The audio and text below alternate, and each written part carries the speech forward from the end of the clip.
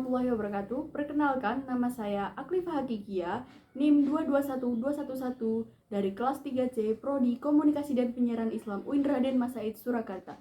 Di sini saya akan menjelaskan sedikit mengenai jurnalistik. Langsung saja kepada pengertian jurnalistik, yaitu menurut Kamus Besar Bahasa Indonesia atau KBBI, jurnalistik adalah yang menyangkut kewartawanan dan persurat kabaran atau seni kejuruan yang bersangkutan dengan pemberitaan dan persurat kabaran.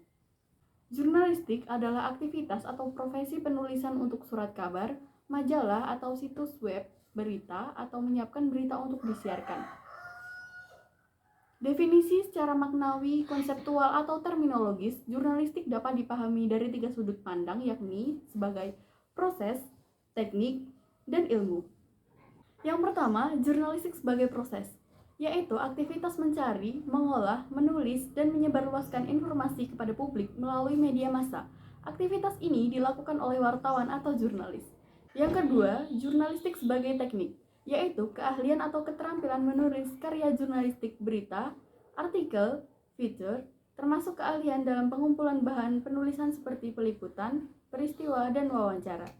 Yang ketiga, ada jurnalistik sebagai ilmu, yaitu jurnalistik adalah bidang kajian mengenai pembuatan dan penyebarluasan informasi melalui media massa.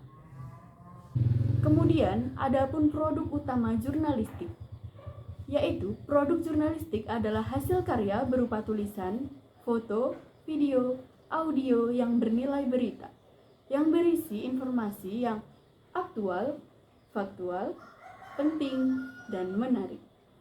Kemudian, produk jurnalistik terdiri dari 3. Yang pertama yaitu berita atau news, yang kedua artikel opini atau views, yang ketiga feature atau paduan news dan views. Kemudian, adapun aktivitas jurnalistik. Aktivitas jurnalistik utama adalah meliput dan memberitakan sebuah peristiwa melalui rumus berita 5W plus 1H. 5W plus 1H berisi yaitu who, siapa yang terlibat, kemudian what, apa yang terjadi, kemudian when, kapan terjadinya, lalu where, di mana terjadinya, why, mengapa terjadi, dan how, bagaimana proses kejadiannya. Kemudian jenis atau media jurnalistik. Berdasarkan jenis dan media teknik publikasinya, jurnalistik dapat dibedakan menjadi 3. Yang pertama yaitu jurnalistik cetak, elektronik, dan online. Yang pertama, jurnalistik cetak adalah proses jurnalistik yang produk atau laporannya ditulis dan disajikan dalam media massa cetak, seperti surat kabar, tabloid, dan majalah. Jurnalistik elektronik disebut juga broadcast journalism, yakni proses jurnalistik yang hasil liputannya disebarkan melalui media radio dan televisi. Jurnalistik online atau online journalism atau cyber journalism didefinisikan sebagai pelaporan peristiwa yang diproduksi dan disebarkan melalui internet atau proses jurnalistik yang hasilnya disajikan melalui media internet. Selanjutnya, pengertian wartawan. Orang yang melakukan aktivitas jurnalistik disebut wartawan atau jurnalis. Undang-Undang Pers mengidentifikasikan wartawan sebagai orang yang melakukan aktivitas jurnalistik secara rutin. Wartawan adalah sebuah profesi. Wartawan termasuk kalangan profesional, sebagaimana halnya dengan pengacara, guru, dokter, dan profesi yang lain membutuhkan keahlian khusus. Wartawan bekerja di sebuah media pers atau media massa yang diterbitkan lembaga pers yang berbadan hukum. Nah, kemudian kita akan membahas mengenai berita. Apa sih berita itu? Secara sederhana, berita itu diartikan sebagai peristiwa yang terjadi di sekitar kita seperti isu-isu publik, figur, rencana-rencana pemerintah, dan lain-lain. Yang pasti, berita harus selalu fakta, tidak boleh dari imajinasi, karangan, angan-angan, dan sebagainya. Meskipun tidak semua fakta bisa menjadi berita.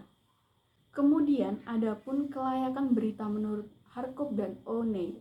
Yang pertama yaitu The Power Elite, yang merupakan peristiwa yang mengenai tentang elit atau penting termasuk pula lembaga. Yang kedua, celebrity, merupakan peristiwa tentang orang terkenal, artis, dan lain-lain. Yang ketiga, entertainment, yaitu peristiwa yang berhubungan dengan bisnis atau hiburan. Yang keempat, yaitu surprise, peristiwa yang unik dan dapat mengagetkan. Kemudian yang kelima adalah bad news, merupakan tragedi, hal buruk. Kemudian adapun good news, merupakan peristiwa positif atau kabar gembira. Selanjutnya ada magnitude, yaitu terkait efek yang ditimbulkan. Kemudian ada relevance, peristiwa yang relevan serta berkaitan dengan khalayak. Kemudian follow up, peristiwa terhadap subjek atau orang terkait kejadian yang sudah diberitakan sebelumnya. Kemudian yang terakhir ada media agenda, peristiwa yang diagendakan oleh media tersebut. Kemudian ada pun 3 model penulisan berita, yaitu ada hard news, soft news, dan feature.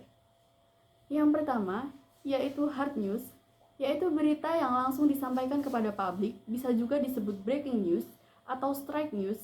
Jadi, harus aktual dan disusun menggunakan rumus piramida terbalik, harus lengkap 5W+1 hanya, mempunyai ciri khas yang informatif, serta panjang, tulisan terbatas. Kemudian yang kedua ada soft news, berita yang ditulis secara ringan, tidak kaku, serta harus aktual, disusun secara luas dan bebas, serta tidak terpaku pada piramida terbalik. Kemudian lengkap, deskriptif, tulisannya biasanya lebih panjang. Kemudian yang ketiga ada feature, yaitu tulisan yang khas, luas, tidak kaku, dan biasanya berkaitan dengan latar belakang. Kemudian penting, menarik, lengkap, banyak sisi bertutur jurnalisme, sastrawi, human interest, tulisan biasanya sangat panjang. Yang ketiga adalah feature, yaitu tulisan yang khas, luas, tidak kaku, dan biasanya berkaitan dengan latar belakang. Kemudian penting, menarik, lengkap, banyak sisi bertutur jurnalisme, sastrawi, human interest. Tulisannya biasanya sangat panjang. Nah, tadi dalam berita harus berdasarkan fakta. Apa sih itu fakta? Fakta adalah sesuatu yang terjadi, sesuatu yang dilihat, dikatakan, dan didengarkan di mana-mana. Demikian yang dapat saya sampaikan sedikit mengenai jurnalistik. Apabila ada kesalahan kata maupun perbuatan, saya mohon maaf yang sebesar-besarnya. Wassalamualaikum warahmatullahi wabarakatuh.